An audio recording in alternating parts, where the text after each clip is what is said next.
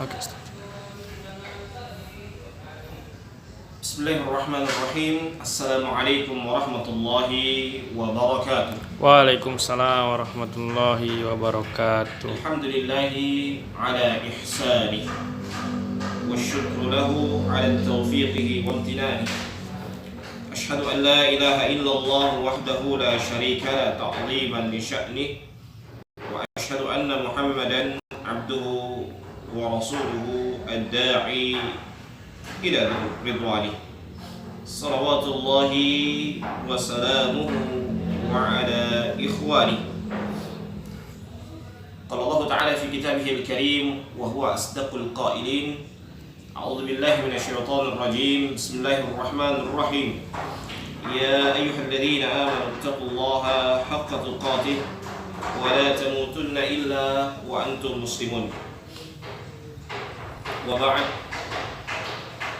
Para pemirsa netizen dimanapun Anda berada yang insya Allah dimuliakan oleh Allah Subhanahu wa Ta'ala.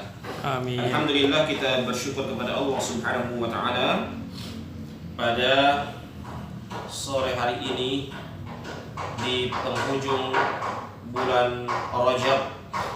Kita duduk di tempat ini menghadiri majelis ilmu, majelis yang penuh mubarakah, dan semoga pertemuan kita di tempat ini insya Allah akan mendapatkan rahmat dari Allah Subhanahu wa Ta'ala. Salawat dan taslim kita haturkan kepada junjungan kita Nabi Allah Muhammad sallallahu alaihi wasallam, Allahumma kepada shalli keluarganya, wa sahabatnya, dan insya Allah curahan rahmat tersebut akan sampai kepada kita selaku umatnya yang komitmen dan konsisten dengan ajaran yang dibawa oleh beliau. Amin ya rabbal alamin. Para pemirsa netizen dimanapun Anda berada, kita sudah berada di bulan Rajab, bulan yang sangat mulia. Nabi kita yang mulia sallallahu alaihi wasallam senantiasa berdoa kepada Allah Subhanahu wa Ta'ala dengan doa yang sangat mulia. Allahumma barik lana fi Rajab wa Sya'bana wa ballighna Ramadan. Ya Allah, berikan keberkahan kepada kami pada bulan Rajab dan Sya'ban, dan sampaikanlah kami pada bulan suci Ramadan.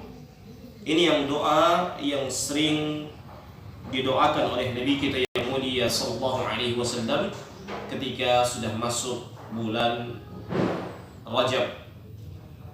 Dan insyaallah ta'ala kita akan melanjutkan pembahasan dari hadis yang kedua, atau hadis Umar ibn al-Khattab radhiyallahu ta'ala anhu.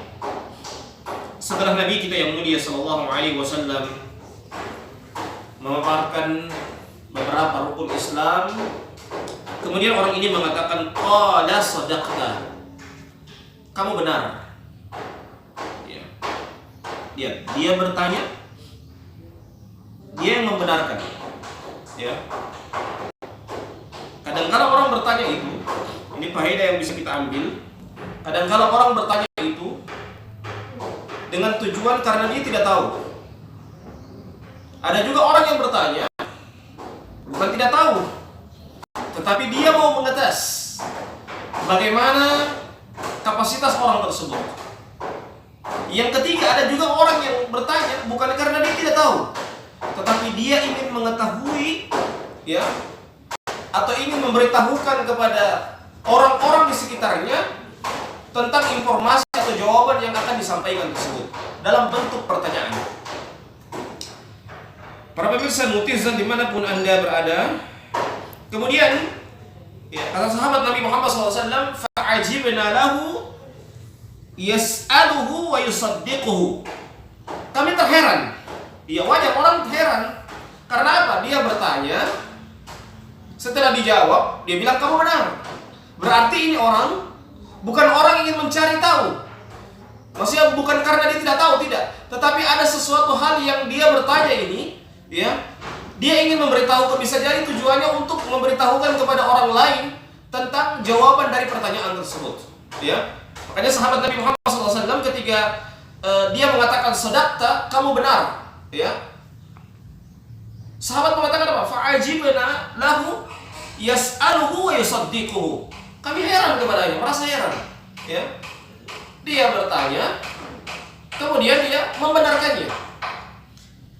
Para pemirsa yang dimuliakan oleh Allah Subhanahu wa taala, qal fa akhbirni 'anil iman. Maka beritahukan kepada kami tentang keimanan.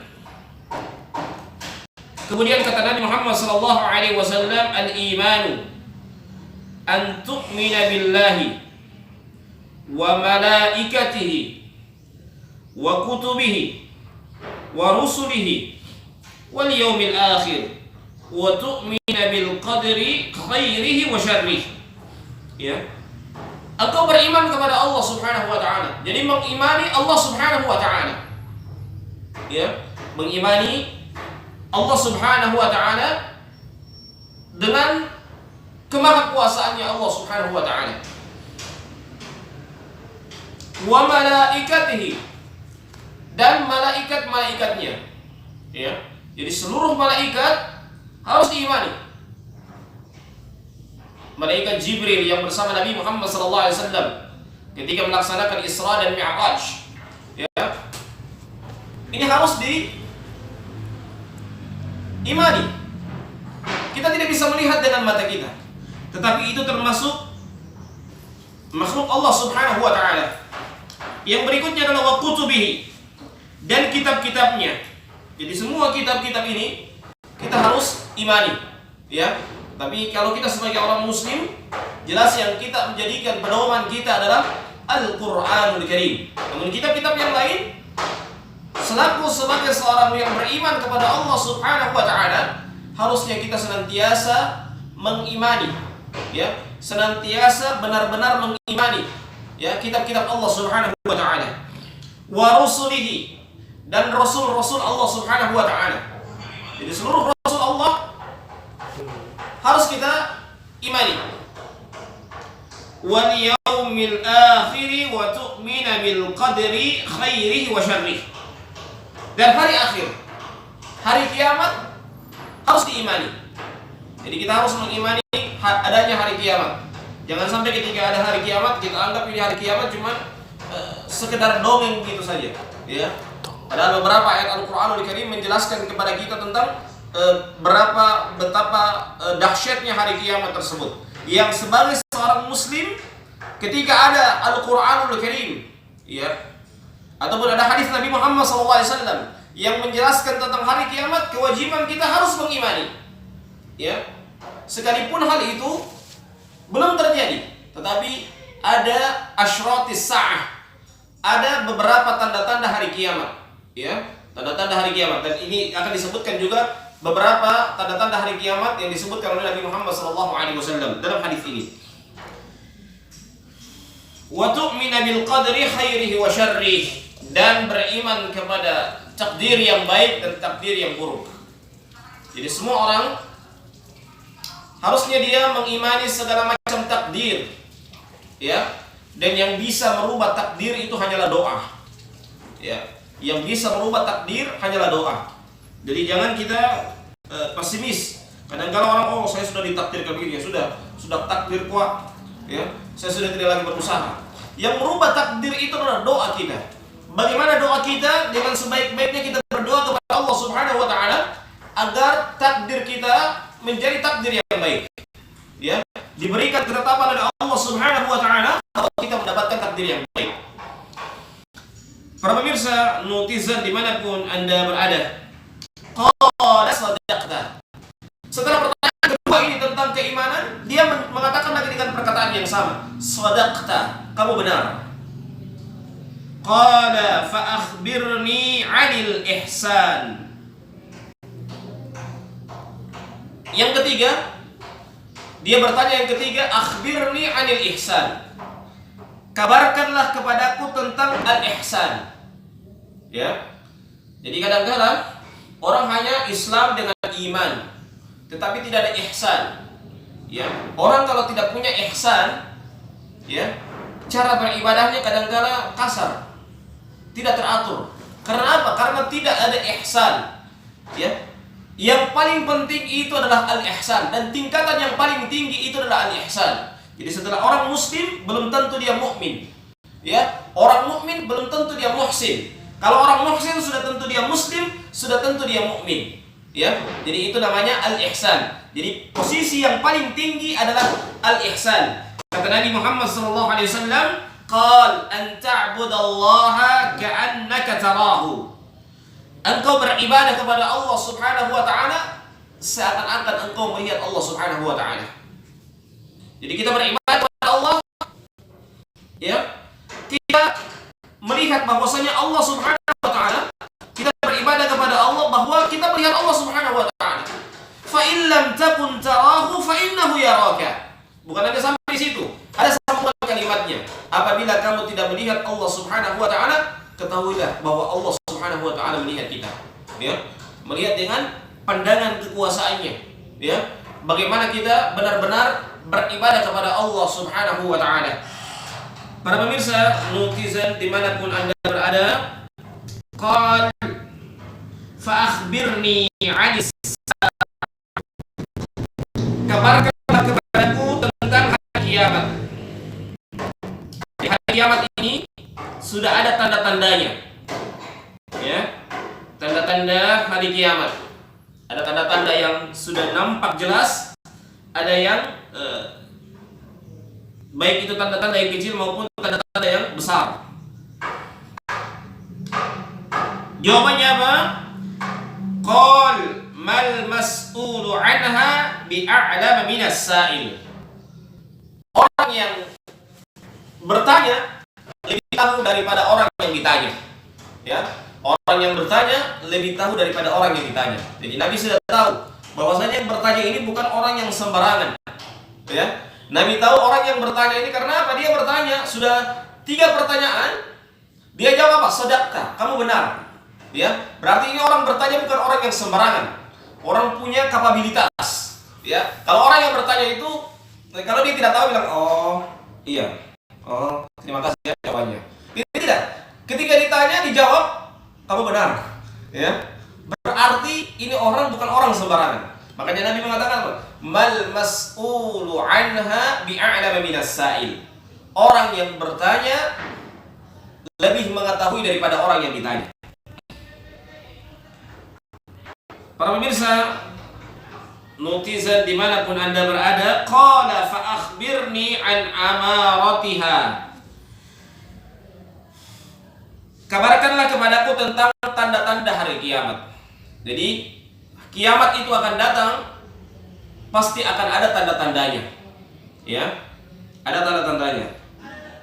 Beberapa, ada kitab yang dinamakan dengan Asyratis Sa'ah, beberapa tanda hari kiamat.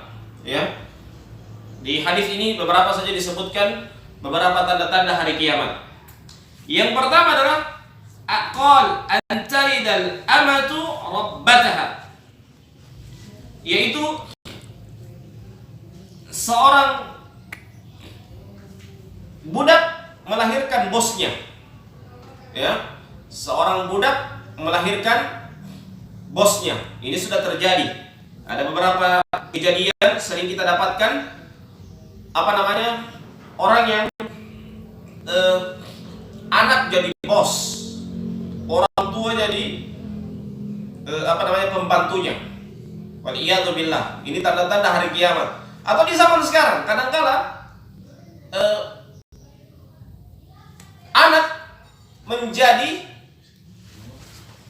apa namanya, anak menjadi bos dari orang tuanya, ya, sehingga orang tuanya kadang-kala ambil gaji dari apa namanya, dari anaknya, ya. Atau misalnya seorang anak menjadikan orang tua itu pekerjanya, ya. Anak ini sudah besar, setelah dia besar dia punya anak, anaknya lagi disuruh jaga sama orang tuanya. Ini anak yang durhaka, kecuali orang tuanya ini minta anaknya itu mau di apa namanya, mau di rawat anaknya. Tapi kadang-kadang kalau sudah besar, ya, anak dia sudah besar, sudah melahirkan, sudah punya anak, maksudnya anaknya ini masih bayi, ya, sudah disuruh lawat lagi sama orang tuanya. Ya. Ini tanda-tanda hari kiamat. Ya. Seorang bos melahirkan budaknya. Ya. Maksudnya seorang budak melahirkan bosnya. Seorang budak melahirkan bosnya. Hadirin yang dimuliakan oleh Allah Subhanahu wa taala. Dan di zaman sekarang itu sudah banyak, ya, anak yang kurang kurang memperhatikan bagaimana anaknya itu, bagaimana orang tuanya itu dengan sebaik-baiknya. Kadang-kala kalau anak sudah menikah, ya, anak laki-lakinya sudah menikah, dia lupa orang tuanya, ya. Padahal laki-laki itu kalau sudah menikah bukan berarti kalau dia sudah menikah dia lupa, sudah selesai urusannya dengan orang tua. Tidak seperti itu. Ya, kalau dia sudah nikah, walaupun dia punya istri, punya anak-anak yang menjadi tanggung jawabnya, dia tetap menjadi tanggung jawab harus memperhatikan kepada kedua orang tuanya. Ya, jangan sampai dia hanya perhatikan kepada istri dan anak-anaknya.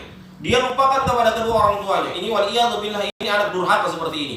Ya, ketika dia memiliki anak, ya, memiliki istri, ya, jangan dia lupakan kepada orang tuanya. Berbeda dengan perempuan. Kalau perempuan yang awalnya dia berbakti kepada kedua orang tuanya, dia pindah berbakti kepada suaminya kalau dia sudah nikah. Tetapi kalau laki-laki, walaupun dia sudah nikah, sudah punya istri, punya anak-anak, tetap dia wajib untuk berbakti kepada kedua orang tuanya. Ya, itu bedanya antara laki-laki dengan perempuan. Kadang-kala kalau ada orang yang sudah nikah, dia punya istri, punya anak-anak, sudah sukses lagi, ya, dari sisi dunianya dia sudah sukses, dia lupa kepada kedua orang tuanya. Ini anak durhaka seperti ini, dan durhaka modern seperti ini. Ya, dia lupa orang tuanya, ya, yang membesarkan dia. Dia pikir ketika dia sudah nikah, sudah punya istri, punya anak-anak, sudah selesai, sudah terlepas urusannya dengan orang tua.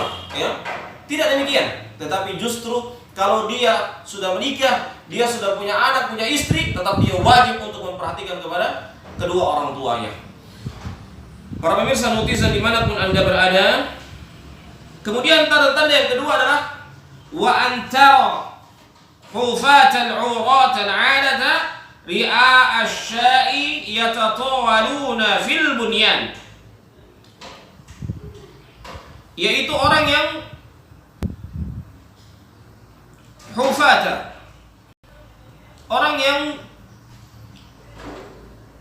tidak memiliki sandal. Ya, kamu melihat orang yang tidak memiliki sandal. Lihat tanda-tanda hari kiamat ini.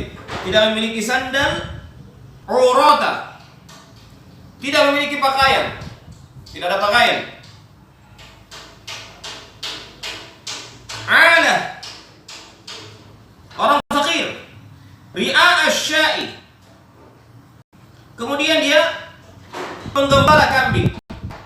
Yatatawaluna fil bunyan, dia berlomba-lomba membangun bangunan yang tinggi. Maksudnya orang tidak punya apa-apa, ingin berlomba-lomba membuat gedung-gedung yang tinggi. Ya, ini musibah. Ya, seperti ini. Ya, tidak punya apa-apa. Apa istilah orang sekarang? Biar miskin asal sombong. Ya, tidak punya apa-apa, sombong lagi. La ilaha illallah. Apa bukan sombong? Sedangkan dia punya harta saja, tidak bisa dia sombong. Apalagi kalau dia tidak punya apa-apa, kemudian mau berlomba-lomba lagi dalam membangun bangunan yang tinggi. Ya, ini biar miskin asal sombong. Ya, orang yang biar miskin asal sombong. Para pemirsa nutisan dimanapun anda berada, dan orang-orang seperti ini memang kita akan dapatkan di beberapa tempat. Memang mereka bangga dengan mereka menyuruh anak-anaknya itu, dia tidak punya apa-apa, tapi dia suruh anak-anaknya ini bekerja keras untuk mencari, untuk membuat rumah yang lebih tinggi, ya, rumah yang bertingkat-tingkat. Padahal dia tidak punya apa-apa, ya. Biar nanti ada istilah orang, ya, pen membuli ustad, ya, kalau jamu buli jamu otuli, ya. Jadi istilah orang seperti itu. Dia rela untuk berhutang, ingin memaksakan dirinya, ya, memaksakan diri yang dia tidak mampu, karena dia ingin mendapatkan targetnya itu tinggi, tidak punya apa-apa, ya, kemudian ingin memiliki bangunan yang sangat tinggi, ya. Ini kata Nabi tadi, Nabi sudah memberikan beberapa kategori, ya, orang yang tidak punya sandal, tidak punya pakaian, ya, kemudian dia fakir, berlomba-lomba untuk membangun bangunan yang tinggi, ya. Yatatawaluna fil bunyan, ya. Ai yatabahawna fi irtifaihi. Bukan hanya saja berlomba-lomba membangun bangunan, ya. Yang dimaksudkan adalah dia bangga dengan ketinggian bangunan tersebut. Jadi dia bangga, lihat ya, saya berumah besar, ya. Padahal dia tidak punya apa-apa. Ya, dia tidak punya apa-apa. Dia paksa, ya, kalau dicek ke sana bangunannya itu yang tinggi itu semua dia hutang semuanya, ya, dia hutang, ya, karena apa? Memaksakan diri sesuatu hal yang dia tidak mampu. Hidup ini indah, ya, jangan terlalu memaksakan diri dan hal itu membuat kita akhirnya dia dikejar-kejar hutang sana sini, ya, padahal dia tidak tahu bahwasanya hutang itu ayat yang terpanjang di dalam Al-Quran, itu ayat yang berkaitan dengan apa? Ayat yang berkaitan dengan hutang piutang, satu halaman. Lihat di akhir surah Al-Baqarah, satu halaman, ya ayyuhalladzina amanu idza tadayantum bidainin ila ajalin musamma faktubu. Satu halaman, bayangkan satu halaman ayat yang berkaitan dengan hutang piutang. Sekarang orang bangga dengan hutang piutang, ya. Orang berlomba-lomba untuk berhutang. Apalagi kalau dapat kursi sofa, ya. Dekat-dekat hari raya bikin kursi sofa ataupun kue yang kredit, diambil itu. Ya, karena apa? Ingin bangga, lihat kue saya berbagai macam model, ya, sofa saya berbagai macam model. Padahal dia tidak mampu. Akhirnya apa? Dia gigit jari untuk membayar hutangnya, ya. Akhirnya dia sudah susah, terlilit-lilit dengan hutang. Maka ini yang ditekankan oleh Nabi Muhammad SAW. Jangan sampai ini kita termasuk orang-orang yang termasuk dalam tanda-tanda hari kiamat. Tidak punya apa-apa, berlomba-lomba untuk membangun bangunan yang tinggi, bahkan bangga dengan bangunan yang tinggi tersebut. Para pemirsa, notisa dimanapun Anda berada, summan talaqa. Kemudian seseorang ini, ya, talaqa, pergi. Falabithtu maliyan.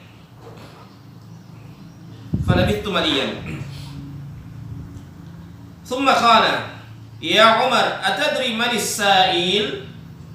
Ya, kemudian Nabi Muhammad SAW bertanya kepada Umar ibn Khattab, wahai Umar, setelah orang ini pergi, ya, Nabi bertanya kepada Umar ibn Khattab, wahai Umar, ente tahu tadi orang yang bertanya itu siapa? Ya, dia bertanya kepada Nabi, sudah duduk dengan pakaian yang rapi, rambutnya hitam, ya, pakaian putih yang rapi, bersih, ya, rambutnya juga mulilingga, ya, memang mengkilat, tidak ada tanda-tanda bahwa itu dari perjalanan, ya. Dia bertanya tentang rukun Islam, rukun iman, kemudian rukun ihsan. Setelah itu Nabi menjawab dengan kemudian tanda-tanda hari kiamat. Setelah itu Nabi bertanya kepada Umar, wahai Umar, anda tahu tadi siapa yang bertanya itu? Ya, anda dengar siapa yang bertanya tadi itu? Kemudian kata Umar ibn Khattab, qultu Allahu wa rasuluhu a'lam. Allah dan Rasulnya yang lebih tahu. Ya. Jadi begini tanda orang yang berilmu. Orang yang berilmu itu selalu ditutup dengan Allahu a'lam. Ya. Jangan menge-menge, dia jawab. Ya, biar dia tahu, biar dia sudah tahu, dia tidak pernah bilang wallahu a'lam. Ya. Harusnya tetap dia katakan wallahu a'lam. Wallahu a'lam itu bukan dalam artian dia ragu dengan jawabannya, tidak. Tetapi itu tanda keilmuan seseorang. Bahkan Imam Syafi'i mengatakan bahwasanya orang menyebutkan menjawab setelah wallahu a'lam itu adalah nisful ilmi, separuh dari ilmu. Dia tahu kadar dirinya, ya. Dia tahu bahwasanya Allah itu Maha tahu dari segala sesuatu, ya, dari semua orang. Makanya kita lebih pantas mengucapkan wallahu a'lam. Jadi wallahu a'lam kita sebutkan itu bukan karena kita ragu dengan jawaban kita. Ya, maka Imam Malik rahimahullah taala ketika ditanyakan dengan 10 pertanyaan, 3-nya dia jawab, sisanya wallahu a'lam. Orang bertanya kepada Imam Ahmad, Imam Ahmad, ente ini seorang imam, kenapa engkau hanya menjawab 3 pertanyaan, sisanya wallahu a'lam? Apa kata Imam Malik? Allahu a'lam nisful ilmi. Wallahu a'lam itu separuh dari ilmu. Jadi kalau kita mengatakan, walaupun kita tahu jawabannya, kita tahu perincian-perinciannya, kita harus tahu, sadar diri. Dan itulah ciri seorang yang mulai berilmu. Dia mulai paham kadar diri. Karena kadar diri itu sangat penting. Kalau orang tidak paham kadar diri, dia akan tabrak kiri kanan, ya, watak, ngomong. Karena apa? Karena dia tidak paham kadar diri. Dia menganggap dia adalah orang yang mengetahui, padahal dia tidak tahu apa-apa, ya. Jadi tong kosong bunyinya nyaring, ya. Kalau orang yang tong kosong sembunyinya jari begitu modelnya. Dia tidak tahu apa-apa, dia bicara. Ya, padahal bahaya sekali, apalagi masalah agama seperti ini. Kata Nabi Muhammad SAW dalam hadis yang diriwayatkan oleh Bukhari dan Muslim dari sahabat Abu Hurairah radhiyallahu ta'ala anhu, Nabi bersabda, "Man afta bi ghairi ilmin fa itsmuhu 'ala ma aftah." Barang siapa yang berfatwa tanpa ilmu, maka dosanya sesuai dengan apa yang dia fatwakan. Maka hati-hati. Kalau kita tidak tahu, lebih baik kita bilang wallahu a'lam, ya. Jangan ada orang, sebagian orang kadang-kala ya, dia berkata seakan-akan dia ini seperti mufti. Apa hukum ini? Haram. Apa ini hukum ini? Bid'ah. Ya. Masya Allah. Kalau dicek, tahu baca bahasa Arab, tahu baca kitab, tidak tahu Ustaz. La ilaha illallah. Musibah. Ya. Belum tahu apa-apa, kemudian langsung berfatwa seperti itu. Harusnya kita mengetahui kadar diri. Harusnya maaf, saya baru belajar. Saya baru belajar. Jangan tanya kepada saya tidak tahu apa-apa. Begitu kan, lebih enak, lebih selamat dia begitu dibanding haram. Ya, ini bid'ah, ya, neraka. La ilaha illallah. Siapa ente ya, akhi? Ya, jadi harusnya seperti itu. Kalau dia bayangkan, ini Umar bin Khattab loh, bukan siapa? Umar bin Khattab. Dia mengatakan apa? Wallahu wa rasuluhu a'lam. Allah dan Rasulnya lebih tahu. Ya, ini termasuk tanda keilmuan seseorang. Ya, Imam Syafi'i kan wallahu a'lam. Ya, Allah wa rasuluhu a'lam. Wallahu a'lam. Wallahu a'lam. Wallahu a'lam itu di akhir-akhir kitab orang-orang yang berilmu. Wallahu a'lam. Ya, mereka setelah menulis wallahu a'lam di akhir kitab cuma lihat wallahu a'lam. Itu mengatakan apa? Dia tahu kadar dirinya. Oh, kapasitas ilmu saya sekalipun keluasan ilmu saya, ya. Seperti saya dapatkan misalnya Ibnu Qayyim Al-Jauziyah. Bayangkan Ibnu Qayyim Al-Jauziyah ketika menulis kitab Zadul Ma'ad, ya. Beliau menulis kitab itu pada saat melakukan perjalanan yang sangat jauh. Bayangkan kitab Zadul Ma'ad ditulis, berarti kalau ditulis dalam perjalanan itu semua ilmu dari otaknya semua. Ya, kitab Zadul Ma'ad itu kecerdasan ulama tersebut. Tapi sekalipun demikian, sekalipun beliau adalah orang yang cerdas, orang yang berilmu, ya, beliau menulis kitab Zadul Ma'ad ini terakhir ditulis apa? Wallahu a'lam. Ya, wallahu a'lam.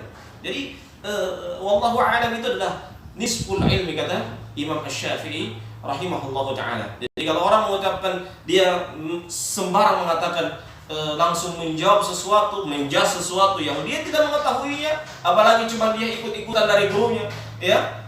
Gurunya bilang bid'ah, dia juga ikut bid'ah gurunya, ya. Apa yang dikatakan gurunya tanpa meneliti, ya. Berarti dia bukanlah orang yang berilmu. Kalau orang yang berilmu itu dia sudah mengetahui kapasitas dirinya. Dan kalau dia sudah mulai berilmu, dia mengetahui bagaimana kapasitas dirinya dan dia lebih berhati-hati untuk mengatakan sesuatu. Kalau dia tidak tahu, lebih baik dia katakan saya tidak tahu, dibanding dia menjawab sesuatu yang di luar dari kapasitasnya, di luar dari batas keilmuannya. Karena orang ketika dia memaksakan diri, dia menjawab sesuatu padahal dia tidak mampu, itu akan membinasakan dirinya. Para pemirsa netizen dimanapun anda berada, kemudian kata Nabi Muhammad SAW, qal innahu Jibril atakum yu'allimukum dinakum. Ya, sesungguhnya yang datang tadi itu malaikat Jibril, datang kepada kalian mengajarkan agama kepada kalian. Ya, dia bertanya kepada Islam, dulu iman, kemudian ihsan, kemudian tanda-tanda hari kiamat. Ya, itulah malaikat Jibril yang datang. Jadi Jibril itu kadang-kadang datang kepada Nabi Muhammad SAW dengan berbagai macam model. Ya, ini seperti orang yang dari perjalanan yang dekat sekali, dia pakai pakaian putih, rambut mengkilat. Ya, dia datang kepada Nabi menyampaikan syariat Islam ini. Para pemirsa netizen dimanapun anda berada, dari hadis ini kita bisa mengambil faedah bahwasanya, ya, beberapa hal yang perlu kita perhatikan tanda-tanda hari kiamat ini. Ya, jadi tanda-tanda hari kiamat adalah orang yang tidak punya apa-apa berlomba-lomba untuk membangun bangunan. Kemudian seorang budak yang melahirkan bosnya. Ini tanda-tanda hari kiamat. Ya, di zaman sekarang sudah banyak. Ya, atau tanda-tanda hari kiamat yang lain.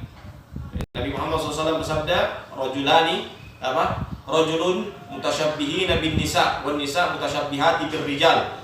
Ya. Laki-laki menyerupai perempuan dan perempuan menyerupai laki-laki, ya. Apa namanya? Korban gaul. Ya, korban gaul. tapi anting-anting sudah di sini tak susun-susun, ya ada lagi di hidung, sebelah kanan lagi tak susun-susun, jadi korban gaul, ya. Atau misalnya juga apa namanya, an-nisa mutasyabbihati birrijal, ya. Perempuan yang menyerupai laki-laki, ya. Dia bangun, dia rambut panjang, dia suka botak lagi, ya. Perempuan, ya. Mungkin kalau dia pakai jilbab tidak kelihatan. Ada juga kadang-kadang perempuan, ya, berlatar seperti laki-laki, ya, sudah pakai sepatu besar, ya, dan dia sudah seperti laki-laki, ya, tepatnya. Dia tidak bahkan semua orang sama-sama, ya, kelihatan ini seperti laki-laki, padahal perempuan. Beberapa pakaian laki-laki dipakai, ya, pakaian laki-laki dipakai. Ini perempuan yang menyerupai laki-laki. Ini tanda-tanda hari kiamat. Sekarang sudah ada banyak laki-laki.